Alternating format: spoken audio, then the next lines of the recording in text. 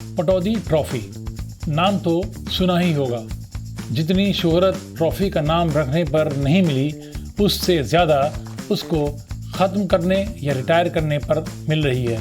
क्योंकि अगर ट्रॉफ़ी किसी के नाम मंसूब होती है तो एक एजाज़ माना जाता है, लेकिन जब इसका नाम तब्दील किया जाए या उसको रिटायर किया जाए तो खुद ब खुद एक तनाज़ा पैदा हो जाता है। ऐसा ही हुआ है पटौदी ट्रॉफ़ी के साथ। मैं हूं मंसूर उद्दीन फरीदी और आप देख रहे हैं बात निकली है।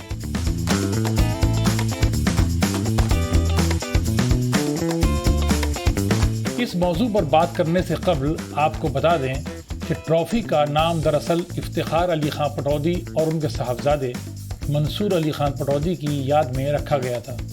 इफ्तिखार अली खां टेस्ट मैचों में हिंदुस्तान और इंग्लैंड दोनों की नुमाइंदगी करने वाले वाहिद क्रिकेटर थे, जबकि मंसूर अली खान पटौदी, जिन्हें हम और आप टाइगर पटौदी के नाम से जानते हैं, हिंदुस्तान के सबसे कामयाब कप्तान माने जाते रहे हैं। पटौदी ट्रॉफ़ी इंग्लैंड की सरजमीन पर इंग्लैंड और इंडिया के दरमियान हर टेस्ट क्रिकेट सीरीज़ के फातह को दी जाती थी।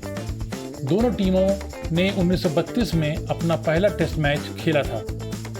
ये ट्रॉफ़ी पहली बार 2007 में दोनों मुल्कों के दरमियान 75 साल मुकम्मल होने पर शुरू की गई थी। हिंदुस्तान ने 2007 में इंग्लैंड में पहली पटौदी ट्रॉफ़ी सीरीज़ जीती थी, मगर 2025 में ये ऐलान हुआ कि पटौदी ट्रॉफ़ी की जगह अब एक नई एडरसन तेंदुलकर ट्रॉफ़ी का आगाज़ होगा, जिसका नाम इंग्लैंड के साबिक बॉलर जेम्स एंडरसन और हिंदुस्तान के क्रिकेट के भगवान कहलाने वाले सचिन तेंदुलकर के नाम पर रखा गया है। इतना ज़रूर हुआ कि पटौदी के नाम एक मेडल शुरू किया गया है जो इस सीरीज़ के कामयाब कप्तान को दिया जाएगा, यानी पटौदी मेडल ऑफ एक्सीलेंस देने का ऐलान हुआ है, जिसको पटौदी के अहले ख़ानदान और उनके चाहने वाले ज़ख्म पर मरहम मान रहे हैं। अब बहस है कि आखिर ये हुआ क्यों और कैसे, किसने किया, इसका मकसद क्या है, इसको पटौदी ख़ानदान खुश दिली से कबूल करे तो क्यों। इन सब सवालों पर करेंगे आज बात। साथ में हैं हमारे साथ मुमताज़ तारिख़ना साकिब सलीम, जिनकी खोज सिर्फ किसी एक मैदान तक महदूद नहीं है। साकिब साहब, आपका एक बार फिर खैर मक़दम है। आप एक नए मौजू के साथ हम दोनों पेश हैं। अब ये बताइए कि ये जो तनाज़ा पूरा पैदा हुआ है हमारे पटौदी ट्रॉफ़ी का, क्या आप ओवरऑल इसका क्या जायज़ा आपने लिया है? और जो कंट्रोवर्सी हो रही है उसमें लोग बहुत कुछ समझ रहे हैं कि ये हिंदुस्तान ने कर दिया या किसने कर दिया, आखिर रीज़न क्या था? शुक्रिया फरीदी साहब सबसे पहले तो। और आज हम आपके एक हम नाम के बारे में बात करेंगे, मंसूर अली खां पटौदी। तो मंसूर अली खां पटौदी, वैसे सबसे पहले एक चीज़ है कि इस ट्रॉफ़ी का नाम 2007 में तब रखा गया था जब 75 साल पूरे हुए थे भारत और इंग्लैंड के टेस्ट मैचेस को, जिन्हें ऑफिशियल टेस्ट मैच का दर्जा मिला हो। उससे पहले के मैचेस एमसीसी वर्सेस अलग अलग हिंदुस्तान के क्लब के बीच होते थे। तो सबसे पहले 2007 में जब ये रखा गया तो इस नाम को इंग्लैंड क्रिकेट बोर्ड ने रखा था। इसमें हिंदुस्तान का अपनी तरफ से कुछ रोल नहीं था। और 2007 में इसे रखा गया इफ्तिखार अली खां पटौदी के नाम पर, जो कि इंग्लैंड के क्रिकेटर थे। और इंग्लैंड के क्रिकेटर, उनका मतलब ये लोगों को शायद नहीं पता है कि जो मशहूर बॉडी लाइन सीरीज़ है उसमें उसमें उन्होंने डेब्यू किया था। पहले मैच में सेंचुरी मारी थी और उन्हें इसलिए निकाला गया था क्योंकि उन्होंने एक मॉरल स्टैंड ले लिया था अपनी अंग्रेज़ टीम के ख़िलाफ़।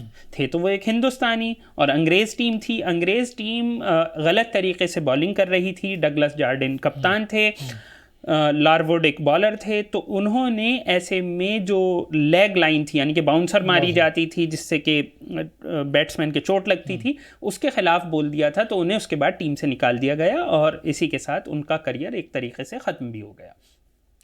तो इफ्तिखार अली खां पटौदी उसके बाद जब भारत आज़ाद हुआ तो उसके बाद भारत के लिए भी खेले और इस तरीके से दोनों टीम से वो खेले।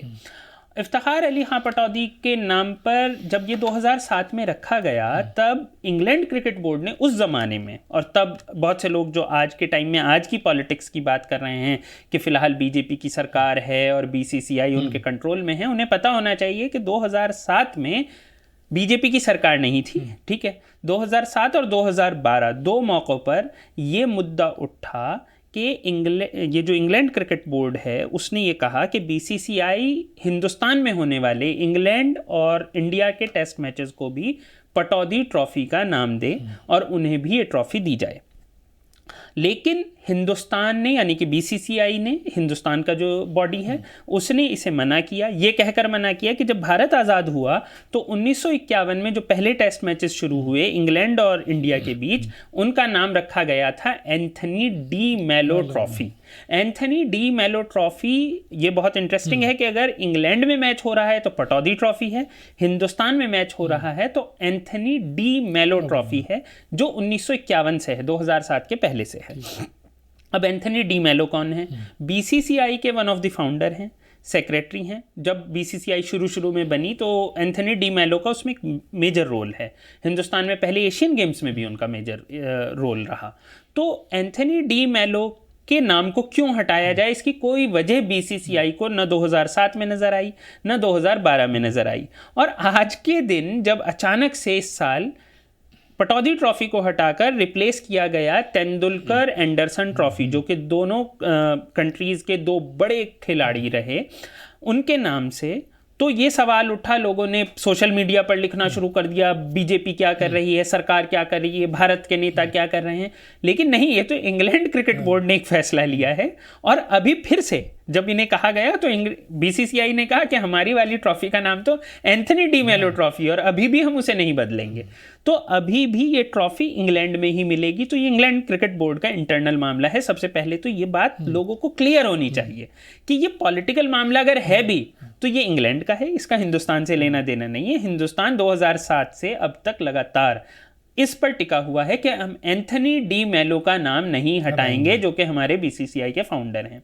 अब आते हैं दूसरी चीज़ पर कि जब ऐसा हुआ तो जाहिर सी बात है, चारों तरफ से बात हुई और सचिन तेंदुलकर जैसे खिलाड़ियों ने भी ये कहा कि कहीं ना कहीं टाइगर पटौदी या फिर के अब्बा का कायदे से पटौदी ट्रॉफ़ी इफ्तिखार पटौदी के नाम पर है, बाप के नाम पर है, तो इफ्तिखार पटौदी का नाम नहीं हटना चाहिए। तो ऐसे में जीतने वाले कप्तान को एक पटौदी मेडल भी दिया जाए।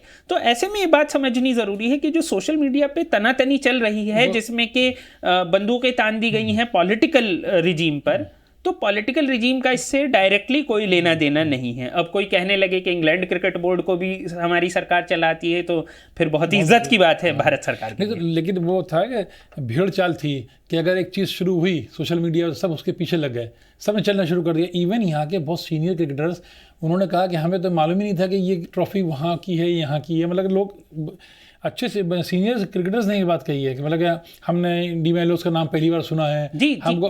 तो ये हैरत की बात है कि जो क्रिकेट की दुनिया के लोग हैं उनको भी नहीं मालूम था कि इंडिया में इस ट्रॉफ़ी का नाम क्या है। सबसे ज़बरदस्त बात यह है कि ये बात 2007 और 12 में भी कही गई है।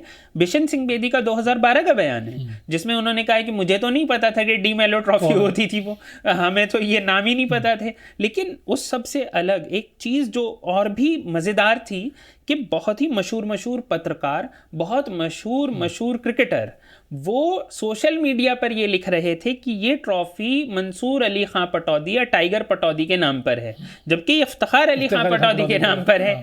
उन्हें ये भी नहीं पता था कि इफ्तिखार अली खां पटौदी के नाम पर है, लेकिन वो बहस का हिस्सा थे।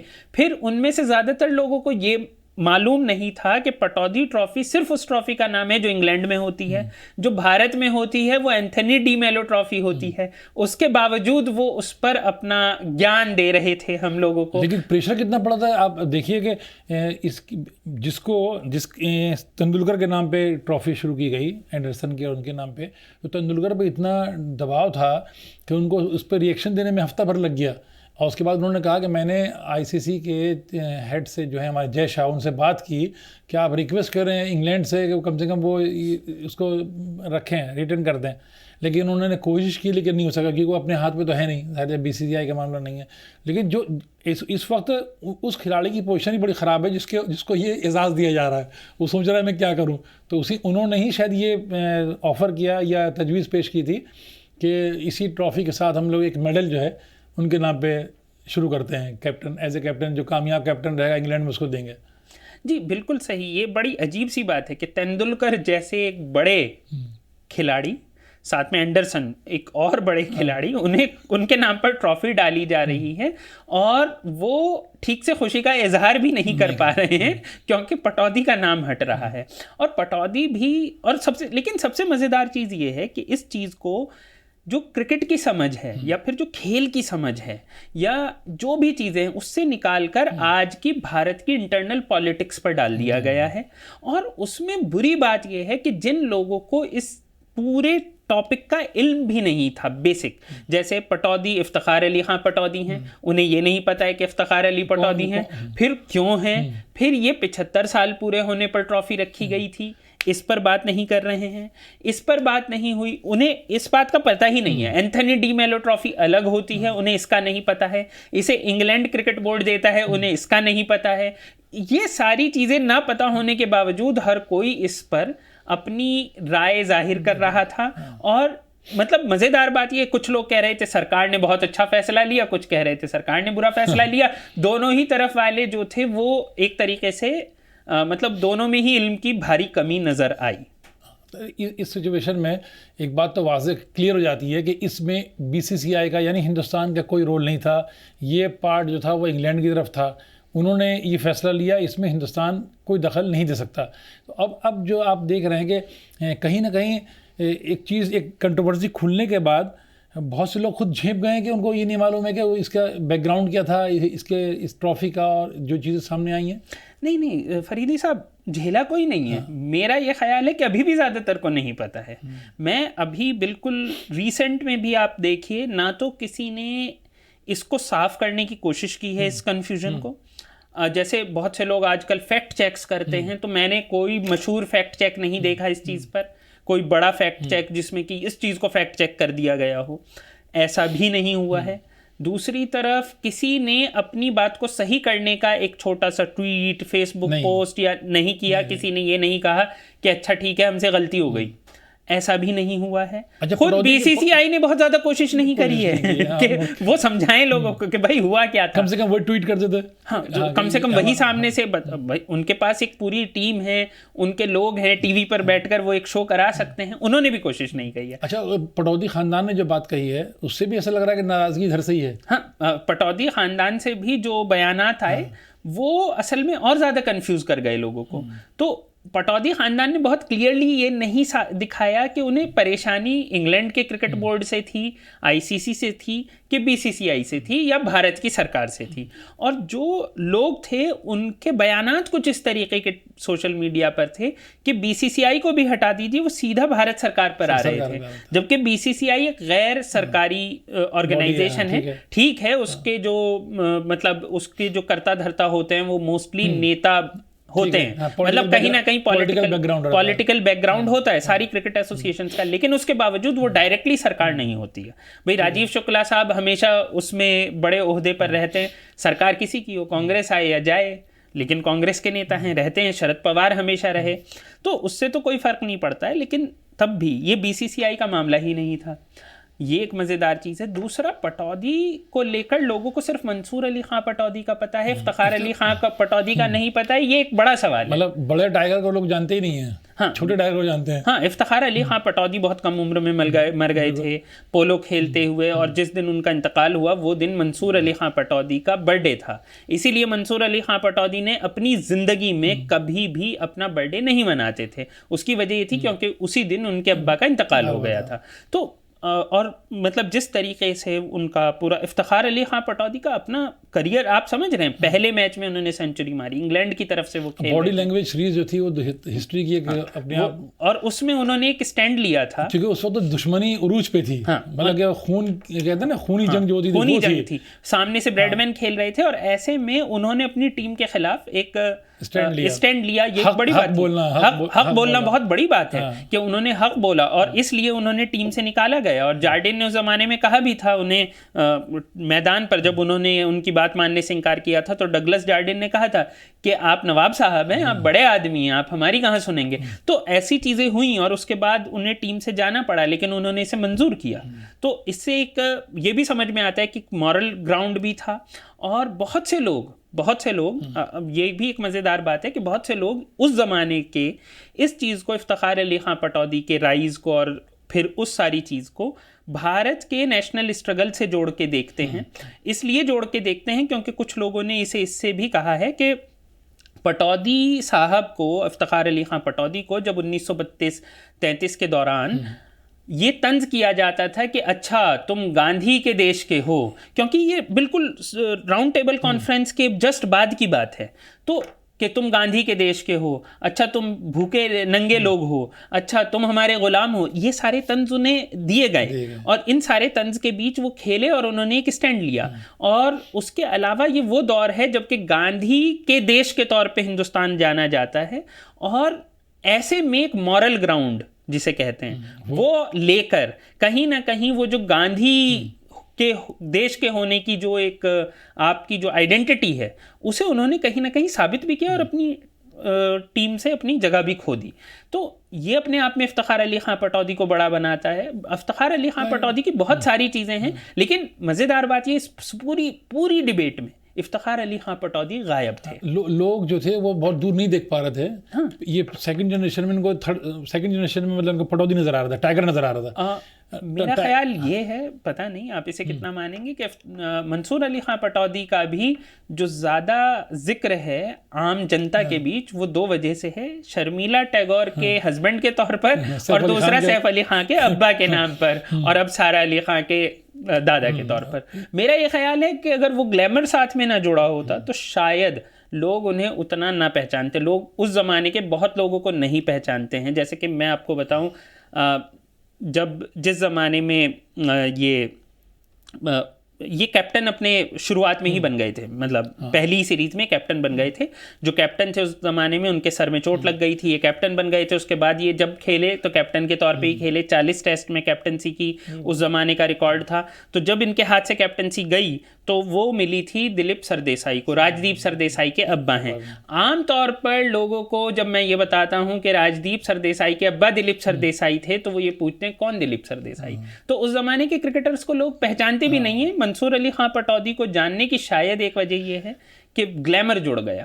ग्लैमर नहीं, एक तो नवाब साहब थे, अच्छा एक तो, लेकिन पटौदी बहुत ही छोटी सी रियासत है। हाँ, लेकिन नाम अट्रैक्ट करता था। और तो दूसरा ये टाइगर जो जुड़ा नाम के आगे तो लोग चौंकते थे, टाइगर पटौदी। लेकिन उसमें भी मुझे लगता है कि शर्मिला टैगोर, सैफ अली खान, फिल्मी रंग जो आया उसमें, तो उसने कहीं ना कहीं ग्लैमर उसमें जोड़ दिया। हाँ, इसमें एक आखिरी सवाल ये करेंगे साकिब साहब, इंग्लैंड में इसका नाम तब्दील करने का क्या रीज़न नज़र आ रहा है आपको? इंग्लैंड ने क्यों ऐसा किया, इसके बहुत ज़्यादा कोई ख़ास वजह शायद नहीं समझ में आती है। एक वजह ये हो सकती है कि जब उन्होंने पहले ट्रॉफ़ी रखी उसके बाद उन्हें लगा कि इसमें किसी अंग्रेज़ का नाम नहीं है प्रॉपर, तो अब उन्हें एंडरसन को लाना था। अब खालिस एंडरसन लाते तो ये लॉजिकल ना लगता। तो जैसे गवस्कर बॉर्डर ट्रॉफ़ी है, 2 लोगों के नाम पर है, तो उन्होंने अपनी तरफ से एंडरसन को उठाया, हाईएस्ट विकेट टेकर अपना, और हिंदुस्तान से सबसे ज़्यादा रन बनाने वाले इंसान को उठाया और मिलाकर एक ट्रॉफ़ी बना दी। Balance act. हाँ, बैलेंस एक्ट। शायद उन्हें ये लगा हो, क्योंकि एक अजीब सी बात है कि हिंदुस्तान और इंग्लैंड के बीच टेस्ट मैच हो रहे हैं, इंग्लैंड में हो रहे हैं, और जिस आदमी के नाम पर ट्रॉफी है वो हिंदुस्तान का है। दोनों एक तो कॉमन थे, पटौदी। चलिए पटौदी, ठीक है। तो हिंदुस्तान वाली तो हिंदुस्तानियों के हाथ में। अब इंग्लैंड क्रिकेट बोर्ड के लिए तो बड़ी अजीब सी वो थी। तो शायद उन्होंने ये बाद में ख्याल आया कि हमने अपने आदमी के बजाय उन्हीं के आदमी का नाम रख दिया है।